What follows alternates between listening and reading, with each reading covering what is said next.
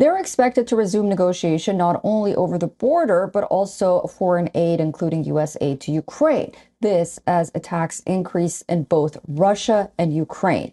Anna Kostushenko talked to survivors of an attack in Kyiv this week. Let's take a look.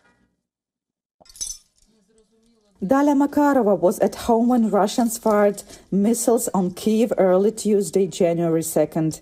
Originally from Lithuania, Makarova married a Ukrainian and moved to Kyiv over 4 decades ago. I was in bed at home. I was covered by a blanket, and that basically saved me. 2 glass pieces from the wardrobe fell on me, but I didn't have a single scratch.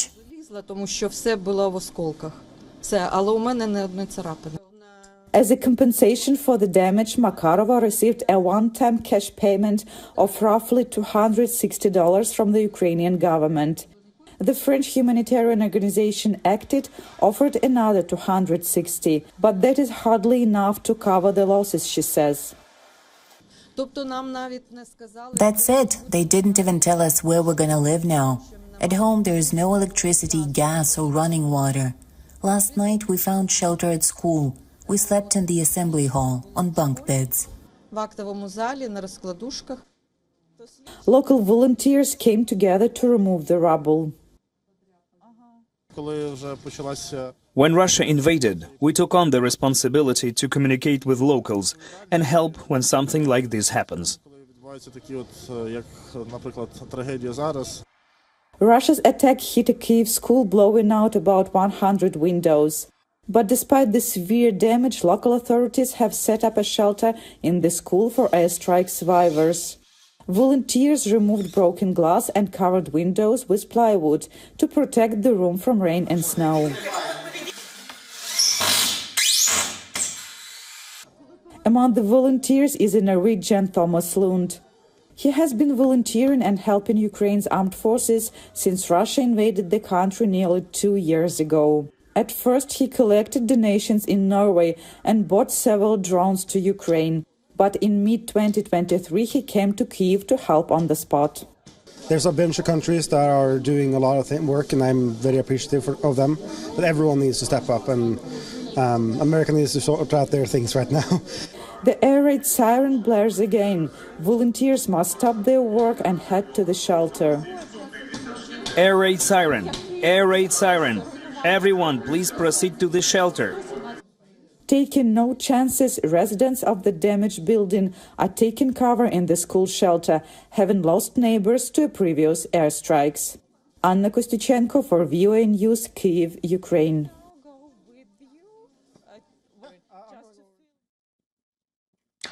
Voice of America's Jessica Stode is still with us live from the White House. Jessica, we heard from that Norwegian volunteer in Anna's story. What do we know about the contributions of Americans and those humanitarian volunteers in Ukraine?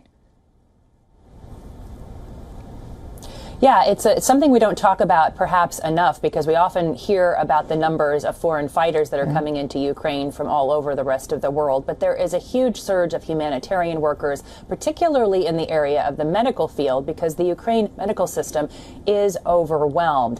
And the Ukraine Health Ministry is actually recruiting additional NGOs and medical professionals through its health ministry website, asking them to sign up to come and embed with the existing medical professionals that are in Ukraine. We've also here at VOA spoken to a man at the New York University medical system who is Ukrainian by birth, but now an American citizen, and he has created a 2-week training program to train Ukrainian medical professionals on how to deal with battlefield wounds. Not something that they tell us they get a lot of training for in their medical residencies, and so they are learning how to deal with prosthetics, how to deal with battlefield wounds, all of that very important complex fractures, and working on not just the physical impact of war, but also the mental impact of war. Just to put this in perspective, the UN Office for Coordination of Humanitarian Affairs reports that more than 28,000 verified casualties have occurred since the beginning of the war in Ukraine, and there have been 9,600,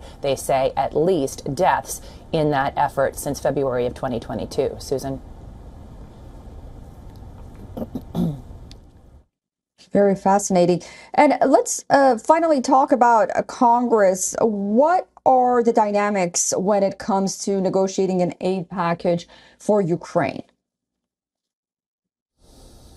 Well, we've talked about the border piece, which is a key hang-up and a key obstacle that has to be overcome, according to House Republicans, for them to sign on to additional Ukraine funding. The Biden administration asking for some $60 billion in military and government support for the Ukraine. GOP concerns include accountability of how that money is going to be spent, as well as understanding that there is a concern about the burden that this places on the U.S. government at a time when it is also trying to assist Israel in the fight in Gaza, humanitarian aid in Gaza, as well as efforts to increase the military aid and the humanitarian aid in the Indo-Pacific. So the Ukraine military will lose capability, according to military analysts, without support. The Biden administration continues to hammer the point that there is no time to waste, that Ukraine will lose this war without U.S. support. And the Ukraine's foreign minister has said on the record there's no plan B. They either get the U.S. aid or they are going to fold over time. Meantime, the United Kingdom and other European countries are also working on aid packages coming from the West. Of course, they have a lot on the line here for their own security, seeing as how it's virtually a fight on their doorstep. Susan? All right, great. Well, thank you so much for all of that. We'll be watching very closely this week moving forward. VOA's Jessica Stone joining us live from the White House. See you later, Jessica.